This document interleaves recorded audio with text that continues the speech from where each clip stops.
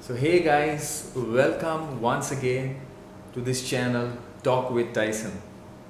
Well, it's my honor and privilege to welcome a great personality, Reverend Father Victor Ferrao. Well, a brief introduction about Father Victor Ferrao.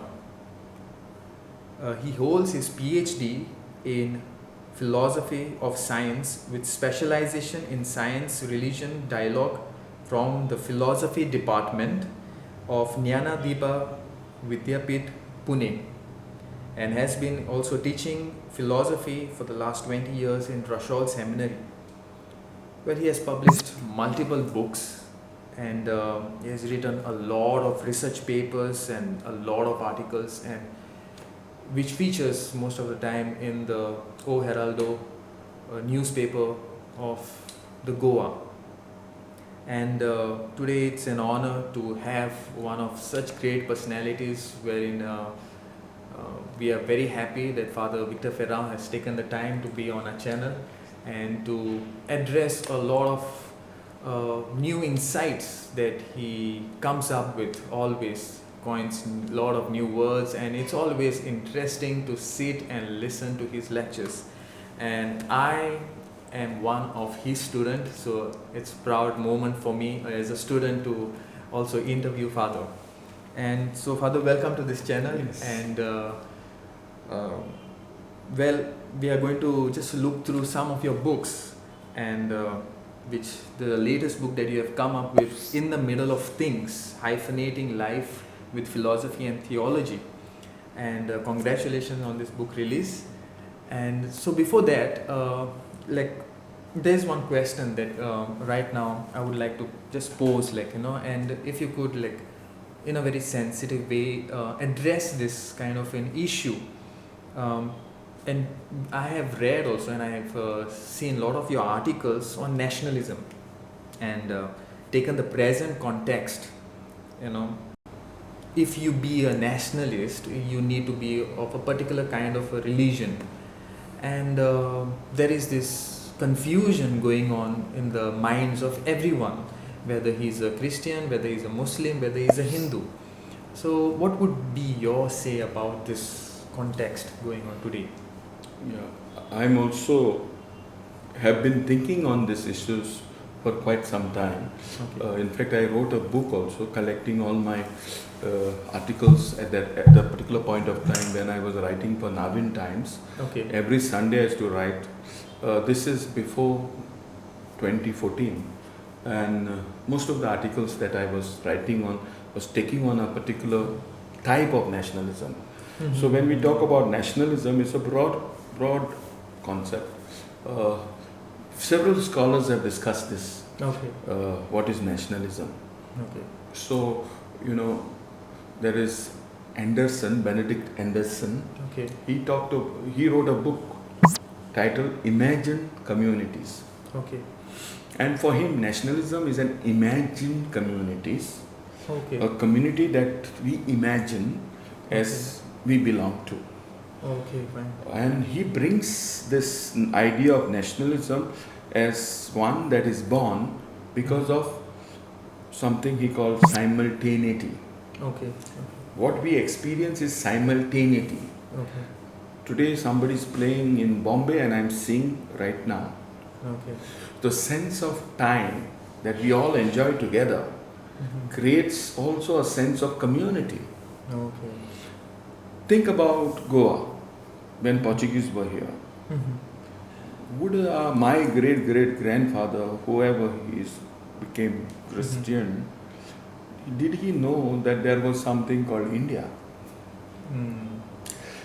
Because there was no simultaneity. Okay. Something happening in Margao, I come from Chinchini, something that is happening in Margao, to reach Chinchini would take maybe 2 days. Okay. Yeah. So today we have newspapers, today we have phones, today we have TV. The simultaneity that we are enjoying make us think as if everything is similar and same everywhere. True. So that is the reason, he says. If you can notice, nationalism, according to him, has grown across the globes, Yeah. across the world, everywhere.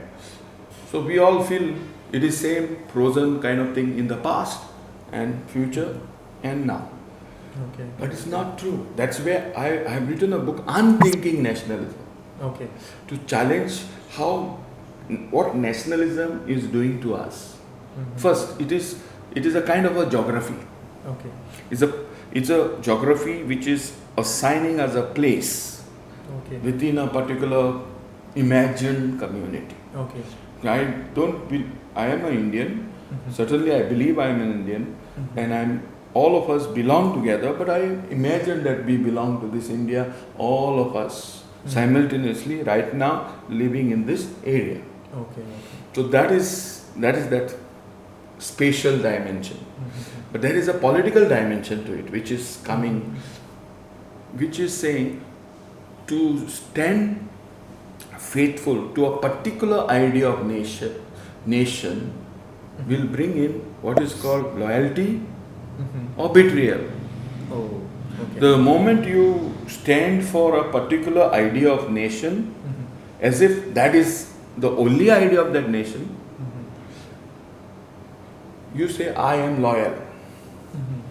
The moment you are other, but you are an Indian, you are part of that soil, you are somehow also belonging to the idea of India, which is not shared by this idea of India, then you are betrayer, one who betrays. So nationalism produces a kind of politics of loyalty or betrayal. Betrayal. Okay. Now, when we say that, that is the reason I say in the book, this nationalism is not national enough.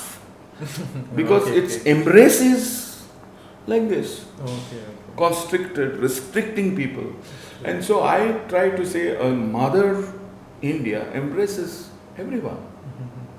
While we are looking, therefore the challenge is to unthink a narrow, exclusionary nationalism, which excludes others. And so there are issues with nationalism in this way. Besides, nationalism is an idea that grew up after the Treaty of Westphalia. Okay. And so we have nations coming up in the world post Westphalia.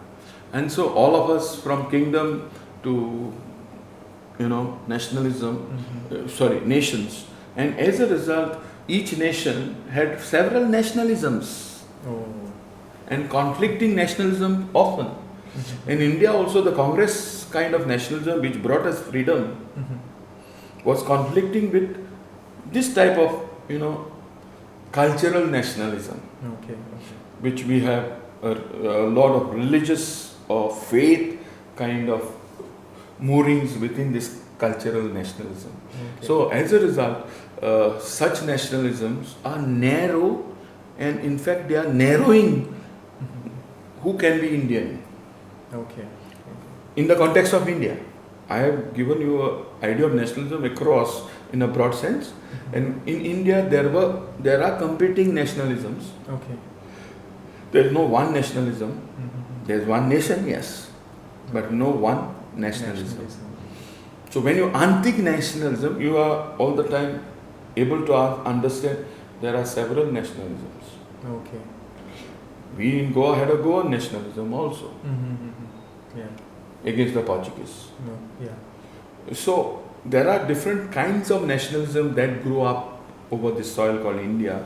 You go back through history. So we cannot frame everything kind of same all the time, frozen in time. Just because we enjoy simultaneity, we cannot impose our simultaneous very big awareness and consciousness of India today as if it was same all the time. And what could free us from this thought process of nationalism? What could give the youth of today a fresh thinking? See, what I am trying to see, instead of closing our mind to a particular form of nationalism, it's important for us to understand that there are different nationalisms. Okay. One, Correct. they are competing nationalism. Just because a particular form of nationalism becomes a regime, regime means that has power, even state power now, not only majoritarian power but the state power. If that is the case, then what happens? Then it seems, or it takes upon an absolute position, as if there is no other nationalism. All other forms of belonging to India belong to betrayal of India. Only this is loyal to India. This is dangerous. There are several ways of being Indians. Not only one way of being Indians. We are impoverishing our own tradition, which was so open, the ethos of our civilization. If we go to Upanishads, let good thoughts come from all directions. India belongs to everyone in such a way that we embrace goodness from everywhere. And that would mean we embrace goodness within us. And goodness is not of one color. Goodness is diverse. And therefore, let good thoughts come from all directions is a very important Upanishadic, whatever statement that we have there, important. Then we have also Vasudhaiva Kutumbakam, again coming from Upanishads. I mean, the whole universe is belonging to a family of God. It's a beautiful sense of everyone belongs to God. Our hearts are so big. But now I find these champions of so-called Hindutva nationalism, for me, Hindutva is not Hindu enough. It is not Indic enough. So there is a lot of lack in it. If you ask me, using their logic, you are not Indian enough is the way they try to frame everyone. And so Hindutva is not Hindu enough. To some extent, from my point of view. Some people may not agree or disagree, whatever it is, but it is impoverishing our Indian ethos. The Vedic openness and the Upanishadic embrace. And unfortunately, these champions are only looking at the Purana tradition, not the revelation that the great Hindu religion talks about is made by Vedas and Upanishads. They are talking about this is Upanishad, Vedas are Shruti. That is that which is revealed and that is kept hidden to our people. And Shruti, Smriti is there, which is remembered, which is popular. Perhaps, the access to this great ethos of our country is narrowed by bringing in militant type of sense of feelings, of narratives, epics coming through the Purana tradition. So that is where it's interesting. Forgetting of Vedas, forgetting of Upanishads is a sign that Hindutva is becoming lesser than Hinduism. That's a really nice thought, because even sometimes I also used to feel this sense and idea that Hindutva, like how they say or whatever, is the only way of being a nationalist also. But like how Father has said, there are various forms of being a nationalist, and each one of us can contribute in our own way of being a real nationalist. Well, moving on, Father, we have come up with this new book, In the Middle of Things, Hyphenating Life with Philosophy and Theology. Something really interesting. And would you like to share some light on this? This book actually came out from the very logic the book is putting together. The idea is, I'm saying the narrowness of either or thinking. and bringing in what I call hyphenating logic. Okay.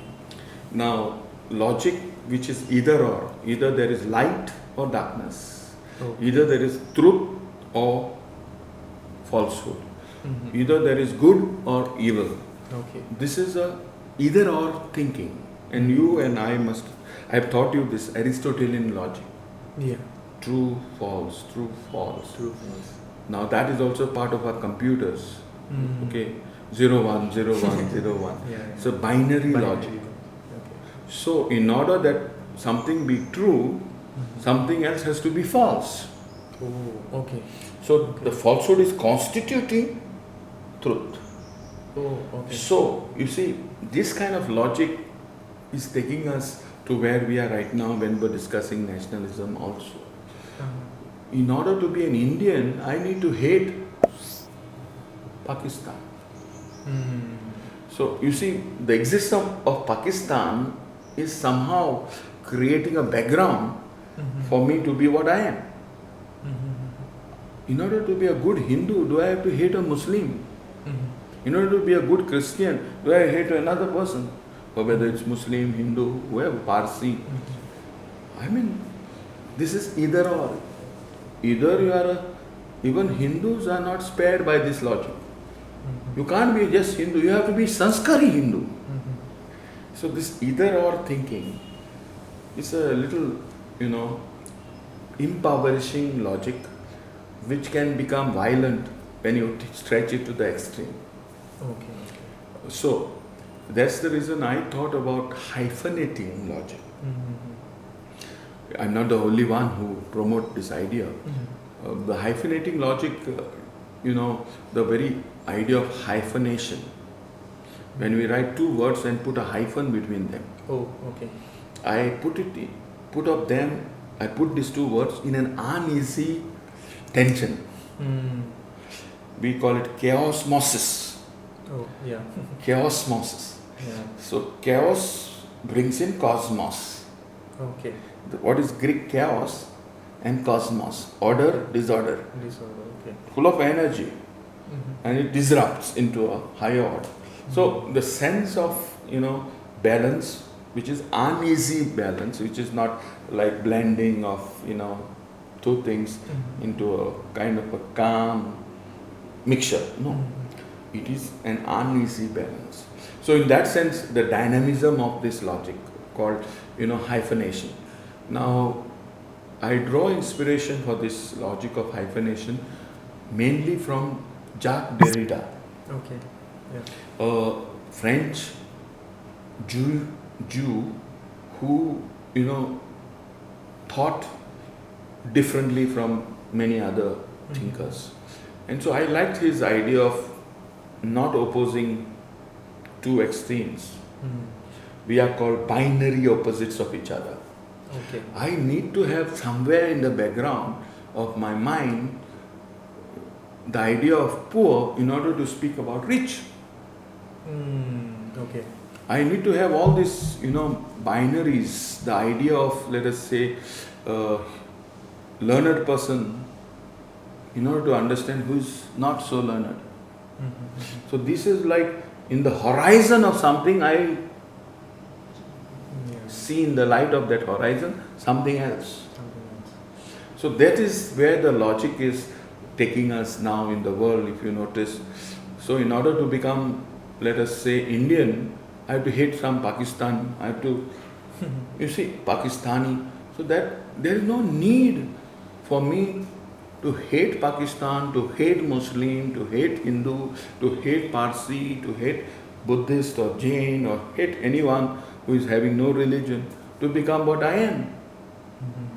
So unfortunately, by defining being as lacking sameness that I have, I am using the logic of either or. So I am saying you are not me, therefore. Okay. Yeah. Therefore, you are what you are, therefore you are worthy of condemnation, demonization. And therefore it is very narcissistic self-love. So you love sameness, not otherness. Okay. So the other is other, letting the other be other is this logic of hyphenation. So I put myself and the other a hyphen, not in opposition. Okay. So in the first logic is opposition. I oppose the other, or the other oppose me. So I object the other, and the other then becomes objectified, made into an object, and easily maybe abjected. Like my sweat is abjected from my body, I can abject the other out of my life, out of my nation, out of my community. It is easy, and I become blind. Okay. So now this is the logic which I am trying to embrace everything together. And Derrida has deconstructed this either or thinking and allowed us to think together what we think are opposites. Okay. So they are not opposing each other when they are put together. Okay. They can take you to a higher order. So that's our thought process. And so, our common sense thinking is either or thinking. And we are habituated to it. I don't know. One reason is because Aristotelian way of thinking has sunk so much into our life and consciousness that, you can't be two together. Like, one who is here and there is nowhere. One who belongs to this side and that side belongs to no side. Okay. Yeah. That's the way of thinking. True. But there is the third side. Yeah. It's not the no side. There's a higher side where I can see where I belong if I sit here, where I belong if I sit here, and try to take an ethical location, which is higher in terms of at least my consciousness at that point of time. So without opposing others, I reach a kind of, a level where I embrace the otherness of the other. The other does not have to become same like me. The sameness. Yeah. So there is no demand on myself to ask you to become me. Okay. That's narcissism. Today's nationalism that we talked about is asking every other who is not Hindu to become like Hindu. Okay. So the ethically such a location is coming from either or. Either you are a Hindu, therefore you are Indian, otherwise you are not. So therefore you are not Indian enough. That's the dialectics everyone is going through. You are not Indian enough. The dialectics of Hindutva is you are not Indian enough. Okay. Including Hindus, everyone is going through this. You are not Indian enough. Okay. Therefore either you are forced to become so-called Indian in order to and hate some others or beat up others, all this. So you become Indian, struggle to become Indian by killing people, by shouting some slogans and beating up name of God you take and beat people, and you leave such a level, and I can't even accept this when you call the holy name of God and beat up or kill someone. Okay. That type of ethics has come because of this oppositional logic. So my thought process at this stage, looking at our country, which is oppositional, polarized between communities, maybe even hate is reigning the order of life. So I thought maybe let me look at the middle of things. We are in the middle of this situation. Oh, okay. It's the middle of things that is, at the same time, the middle of things, I can't imagine, let me start from ground zero now. Now in some chaos condition. So I start from a perfect ground zero. Okay. No, I start where I am. I start from the middle of things. And the middle of things is full of energy. As I told you, it's chaosmosis. Chaosmosis. Okay. So I am putting chaos and cosmosis together. Okay. It's not my word. It is a word coined by a French thinker, Guattari. Okay. Felix Guattari. He has a book called Chaosmosis. Oh, okay. I take the inspiration from chaos, from that book, also from another thinker called Gilles Deleuze. who talks about middle of things. Okay. Middle as the powerful position and location. In this case, you see, we think what is original is that which is first, the arche. Okay. And search for that arche, the roots, is taking over, even in the idea of nationalism. Though my book is not about nationalism, let me make it clear. Since the question came, the thought comes in. So arche is the pure, the first.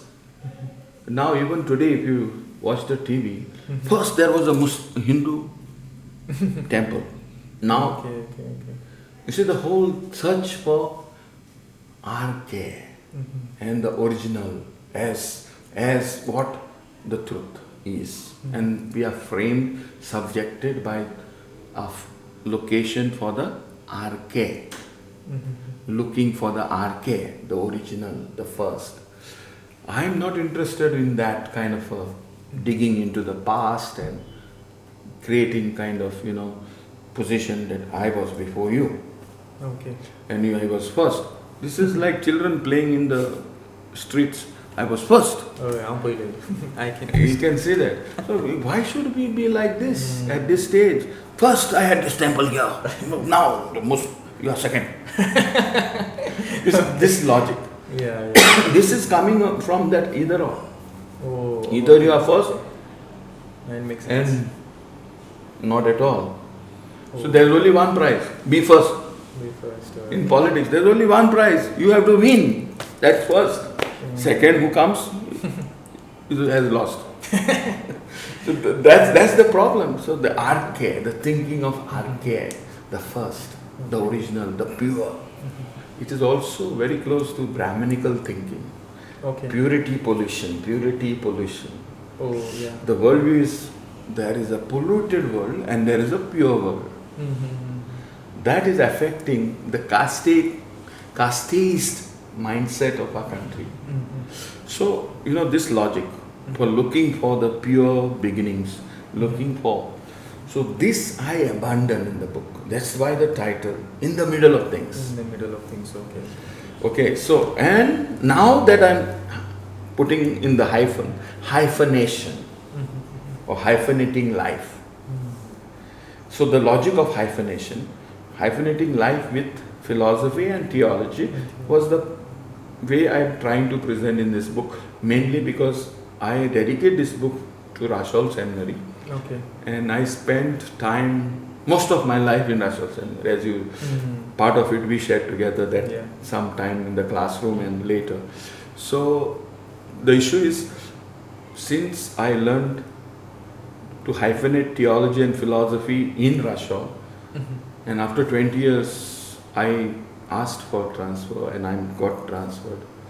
So I thought maybe I present this book for Rashol Seminary, dedicated to the Rashol Seminary, where philosophy came to me, theology came to me, and I learned hyphenation, to live with both. Wow. So not either philosophy or theology. Okay. That's the logic. So Derridian way of thinking is to find power and energy in the middle, and the middle can take us to disruptive, new horizons. So that's where, if you study quantum physics, I'm a philosopher of science, as you said, the wave particle will collapse, or the wavicle, into particles. You see, taking us to a new level of reality. So what I'm trying to understand, this logic, when we are talking about the middle of things, it is opening a new world to us.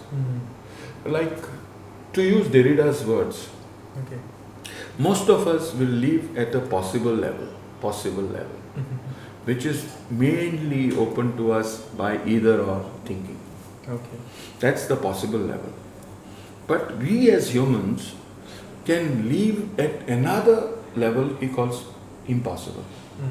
So the impossible level, which Derrida is talking about, is I enter a horizon and I don't anticipate the other. And my anticipatory framework by which I see the other does not reduce the other into same. That's impossible. So I am letting the other stay other. Okay. Allowing the other to be other. Now, this logic is important. You see, in the world today, in different forms, the other has to become same.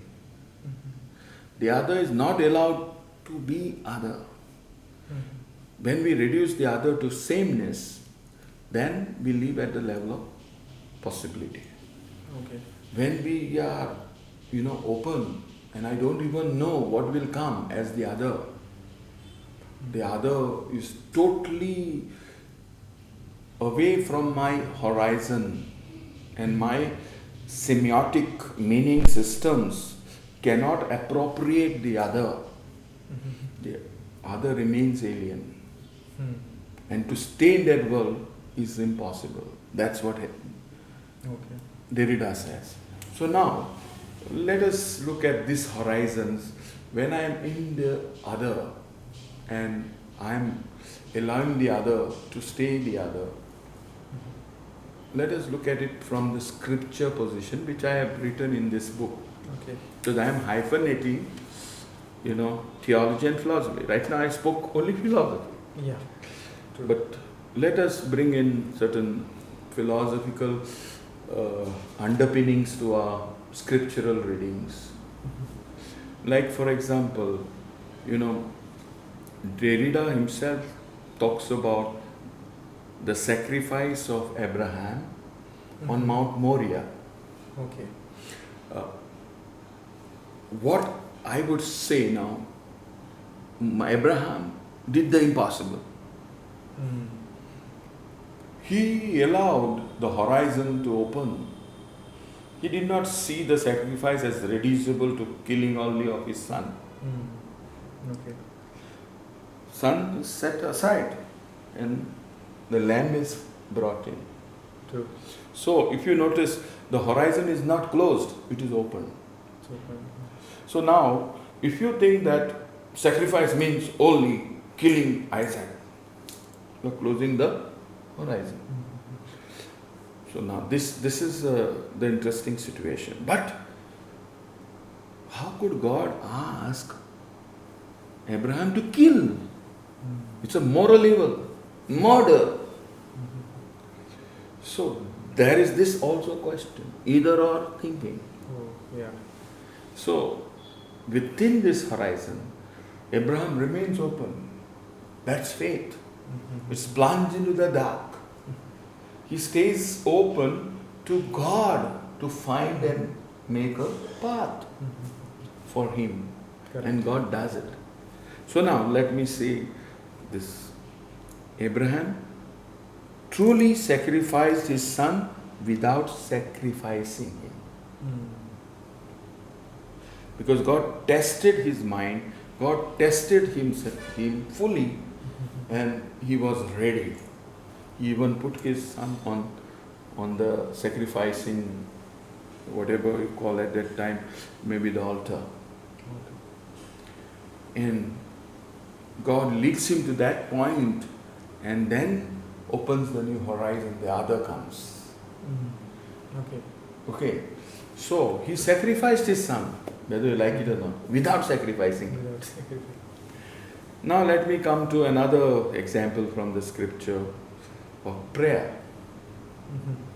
In the New Testament, this is what I have put. What Derrida has put, I just now told you. Yeah. What I put is, you can pray without praying. Okay. If you look at the famous incident of the Pharisee and the tax collector going to pray, there was that man who bent down and said, Lord have mercy, Lord have mercy, Lord have mercy. And there is a Pharisee who stood up and prayed, I do this, I do that, I do this, that, and sacrifice, everything he said. At the end, Jesus said, one who really prayed was, God liked the one who said, Lord, have mercy. He had nothing else to pray. He did not, literally, he did not pray. And yet prayed. So the logic is not either or. You either pray or not pray. You end up praying without really praying with words. Correct. So that is where, the logic is leading to a new horizon. Like opening a new horizon, that we can belong to God without words, without rituals, without what Jesus says, no? We will worship in spirit and truth. True. So Derrida opens these levels of reading the Bible. Otherwise we close it to our horizons of either or. Now the next example also I want to give you is an example of that widow whom Jesus praises and says she gave more than anyone. Okay. Yeah. By either or logic, not by hyphenation, but either or logic, she gave only little and gave more. By giving little, you give more. Okay. It doesn't fit in either or thinking. Okay. What either or thinking does, she is poor lady, she is poor, at the most we may be compassionate and or we may say, how can she give more? What is Jesus saying? But if you look at it from, logic of hyphenation, we can always say that she gave without giving. She gave more without giving it. That's the giving, which is the impossible zone. So I do the impossible. Truly, I truly gave. Jesus knows that she gave more because she gave little. Little was everything that she has. By giving this little, which is everything, she gave more. So it is not either little or more. Okay. So when you look at the whole logic that is reigning in the gospel, I think we need to move to the logic of hyphenation. Okay. That's why Jesus is not just man or human or God. He is 100% man or human and 100% God. Okay. So there is a logic of hyphenation in incarnation. You are not just saint, you are also a sinner. Myself also. So we are both saints and sinners. That either or, I am either saint and you are a sinner. That's a either or logic. Okay. So when we look at what is happening to us today, either or logic has enslaved us, and the peace of the world is threatened. So that's why I like to think with Derrida, think with the Bible, think with philosophy, and see, even if you look at my last section where I talk about, as I told you, arche is a lot of originality, lot of narcissism is involved in this either or logic. Okay. So therefore, we think the earth is become someone. The trees are someone. Everything is something because of me. That's the logic. Everything is something because of us. We are the center of this creation or the crown of creation. At the most, we will assign that everything is something because God made us the crown of creation, and therefore a kind of anthropocentric, human-centric world. Okay. Now, I am presenting the other picture. You are someone because there is earth. You are someone because there are trees that produce oxygen. You are someone because there are seas that produces fish. You are someone because animals exist and they provide food for you. You can't simply say they are someone because of me. Okay. So I reverse that position, and therefore I say there are books, it's not me only, I have consulted those books, which are saying a post-human earth. Can we imagine a post-human earth What it would be if tomorrow the entire humanity gets extinct or destroys itself through a nuclear war, or we die because of a disaster, whatever. What will happen to this earth without the human presence? Okay. Will water remain where it is, or water will reclaim its place? Oh. Will trees remain where they are, or they will reclaim their? The presence of humanity on this planet Earth is not allowing water to reclaim its place, not allowing sand and soil to reclaim its place, not allowing animals to reclaim its place, because we have a tall claim over everything else. And so, there are several endings. Oh, yeah. There is no single ending. If you look at my last chapter, one who went through it for proofreading says, I must have put this as the first chapter. Okay. Because endings, the title is Open Endings. Okay. So open endings means when I die, I finally sign off to let the earth and others be without me. All the time I want everything else with me. Okay. And in that I am challenged to let the water be, have its claim over this planet without me. Let trees be without me. So this is the way I belong to this earth, I belong to this water, and I allow everything be without me. That's the final signing off. That's the way I saw. Therefore, there are several endings, not one end where tragically we die or whatever way we die. That sort of is leaving some endings. I have relationship, whether I'm conscious or unconscious, with the soil, with the earth, with oxygen, with the atmosphere, with trees, plants, animals, everything. So I let things be. Wow. So letting things be in that. In life, I have to learn to let things be. We goans are called crabs. I can't let you be. Okay. Yeah. You suddenly raise yourself through different ways, maybe economically, socially, whatever way. I can't let you be. We have lost this ethics of letting things be. Okay, yeah, true. We think you have to be where you are. You sit here, that fellow. We assign place for everyone. For all your life, even a brother, blood brother has to be here only. Sister has to be here only. Somebody else has to be here. Suddenly she goes here. I'm rattle or threaten. So we Goans, unfortunately, seem to lack an ethics of letting be. And we need this. And that is the moment that let things be. I have no power over things at that time. I have to let things be and go to God. As a philosopher, I see the final dying is letting things be. True.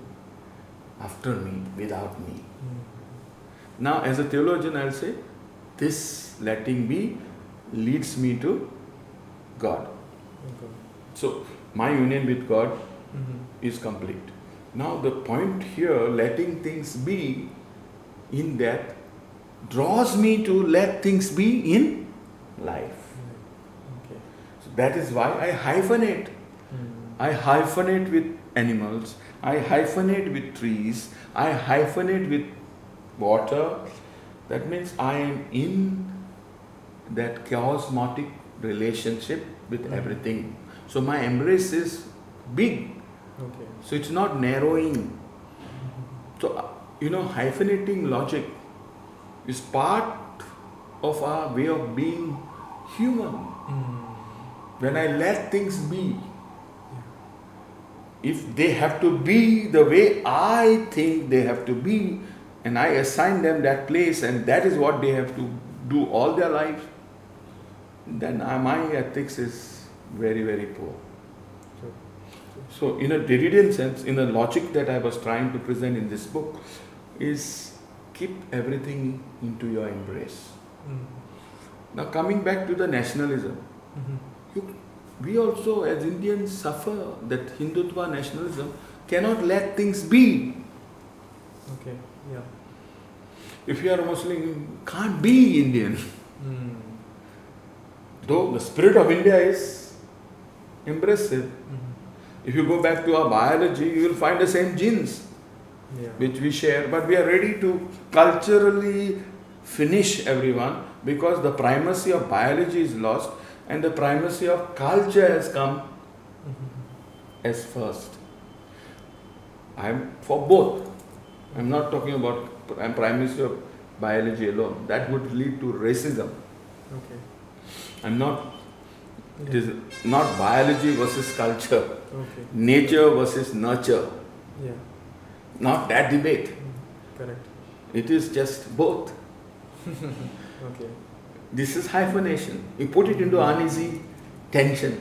Okay. You don't only go for biology. If you go for biology, you will be racist. That has happened in the West. Okay. But if you go for culture, you see what is happening now.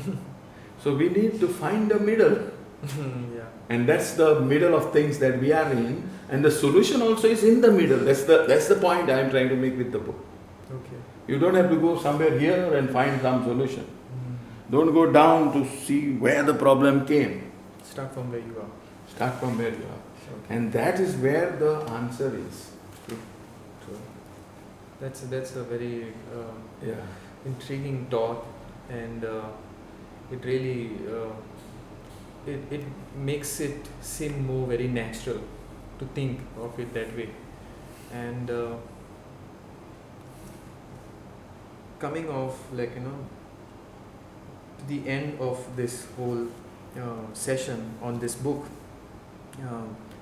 what would, like, your message be to the audience at large? Like, we have all Christian, Hindus, Muslims and Sikhs, Parsis watching this, and taking this hyphenation as of now, like, because everybody feels kind of off balance at this point of time, like, and I think so. I have even seen in every news channel, or I have seen on other channels as well, like, there is this, it's there, but it's in a very subtle way.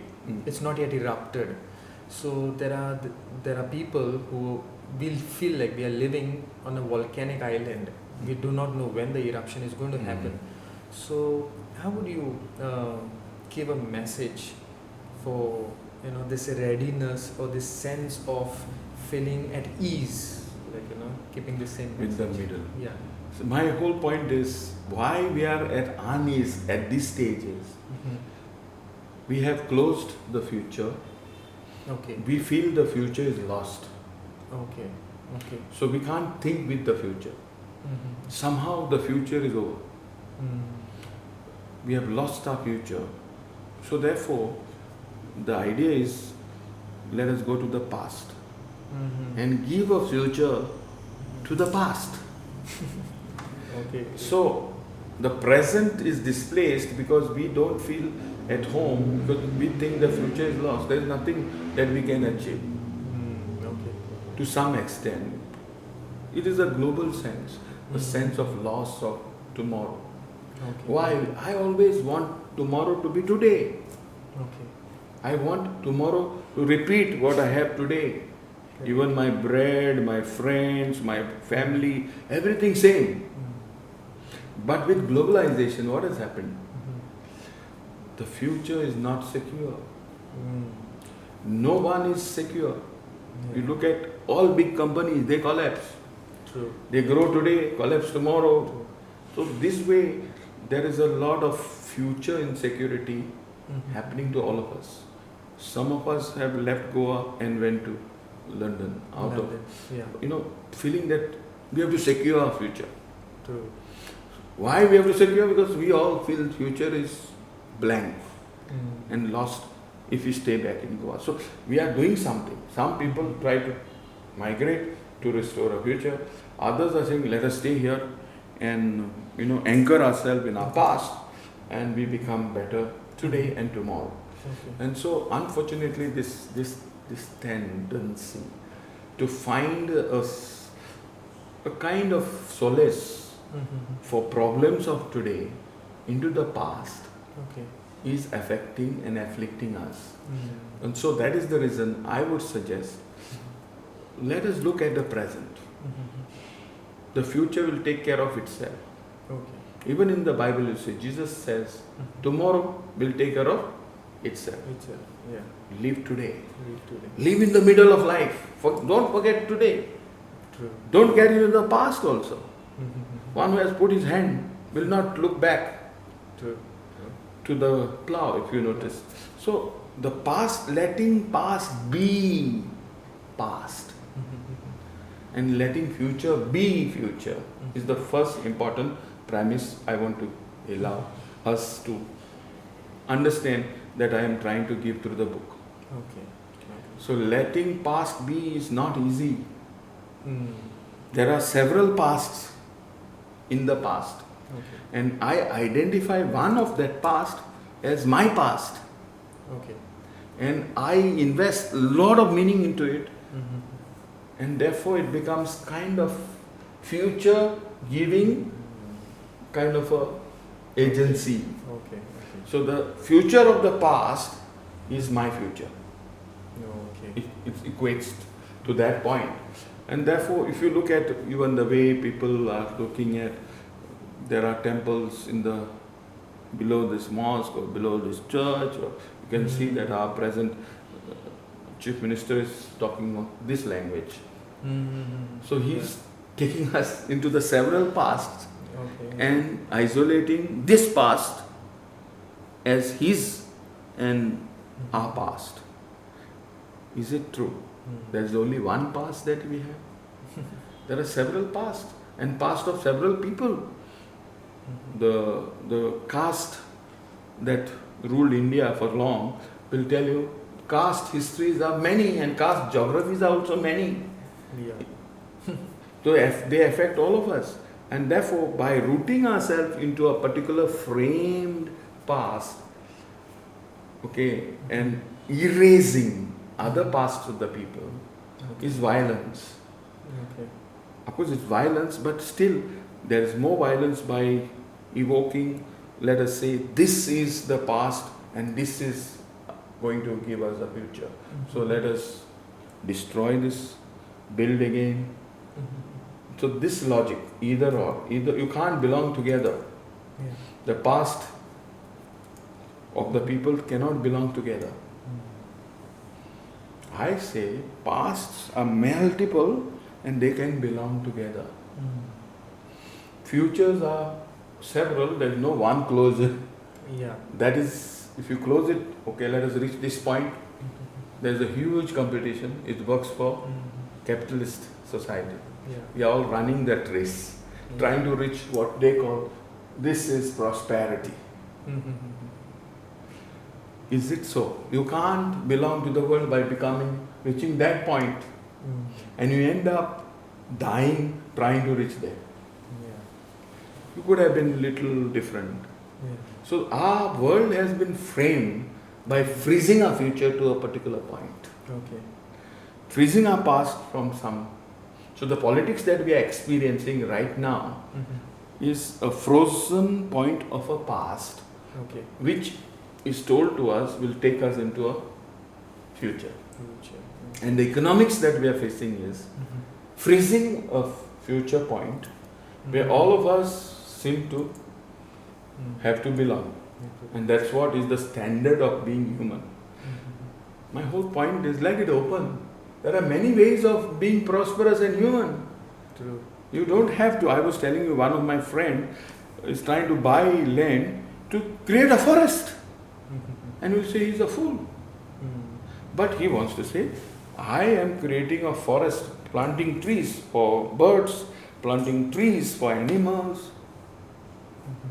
That's the real way of being human. I do something for someone.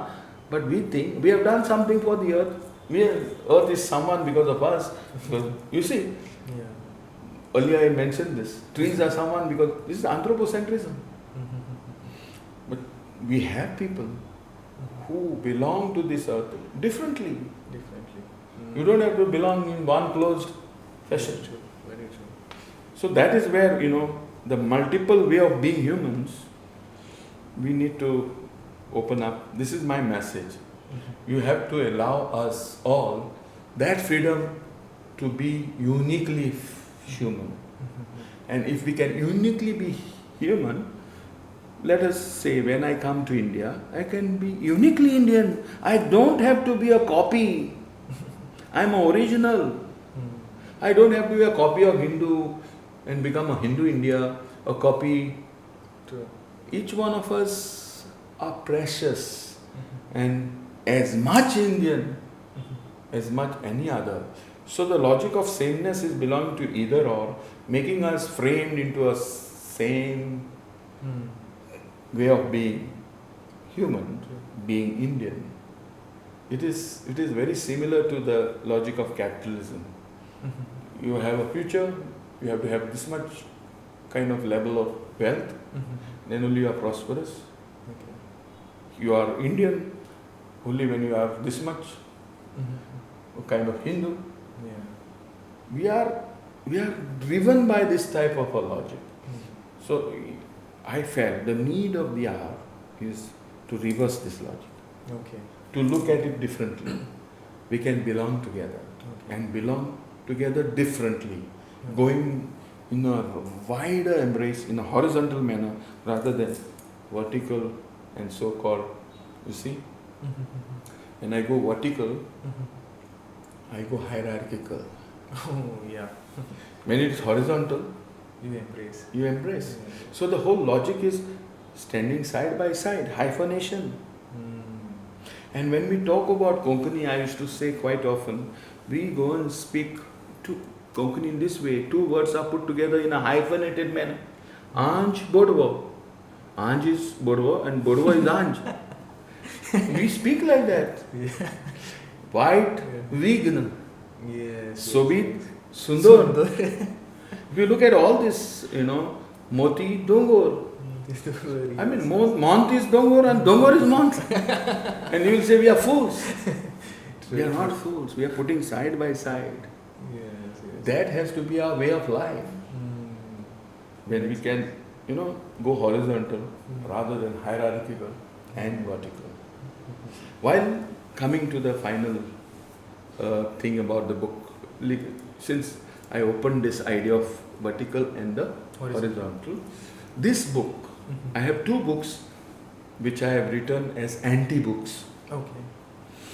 They are militating against the idea of book. Okay. Book is written like a linear manner. You start from the first page and go to the last page. I have not written in that fashion. You can open the book, read any section, any chapter, anywhere. Okay. It is like a newspaper. You don't open the newspaper, read the first line and then go to the last line. Yeah. You read it as you enjoy it, as you like it. And so my first book was Unthinking Nationalism, written in this fashion. Okay. And this is the second book that I have written in this fashion. A person can come to the book, can start with my last chapter, or can read my conclusion Okay. perfectly and then start with my first. Or you can start in the middle of the book, because the middle of things. Okay. It is not linear logic. Linear logic is either or. This is hyphenation. So anywhere you start, the book embraces you. Wow. That's how it is. So that is what I have been learning because of this present crisis that we are facing in India. So the first book came in as a response to that nationalism, which is narrow, aggressive, militant, hate-ridden. So that logic I was contesting in that. And here I am trying to, go even deeper. Deeper because I feel the roots of either or thinking are afflicting even our Christian theology. Where Jesus is actually a hyphenating everything together. The sun is shining only on the saints or on the sinners? Both. Both. Then the rain God sends also on both, saints and sinners. And we are thinking we are saints and others are sinners. And from God's point of view, we are better, they are less.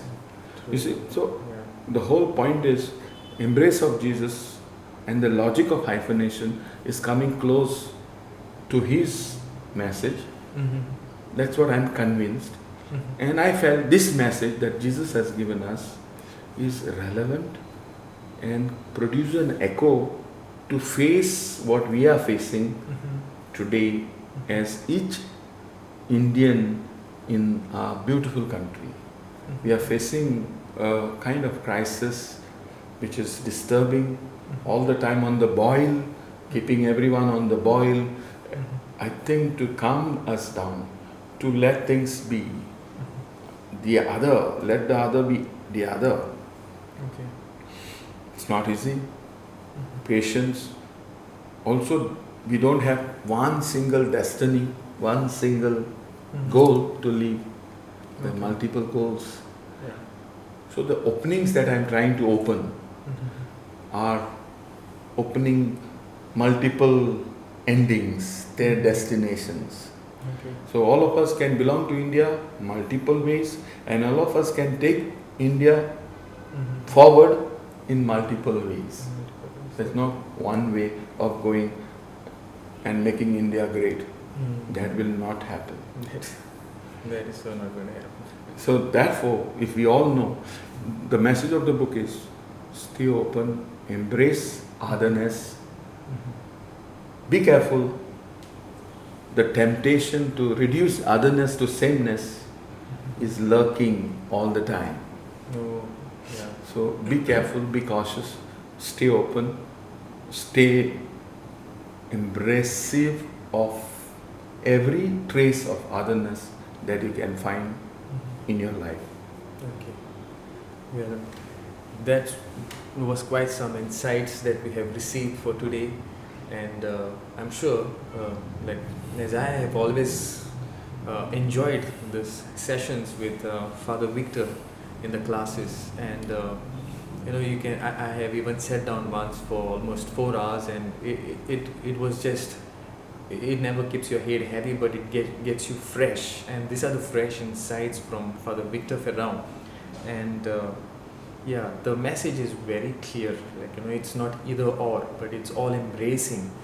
And that is what we require today, and especially in these times when we are facing, if we keep our eyes open, we know what is going on into the surroundings, into whatever we can feel and face, we get the vibes. And so keeping this message in the middle of things, I think so we have no more fear. We can always start from where we have left, and that's the message. And in the end, thank you, Father, for being with us in this channel, and also call to all the people watching this video, please subscribe to this channel, and we will come up with some more interesting content in the future. Again, we will have Father Victor Ferrao with some more of his ideas, and in the description I will put Father Victor's page, his website, where you can visit and you can read all his articles, his research papers, and you can get updated yourself as well. So till then, see you, take care, and goodbye. Thank you, Father.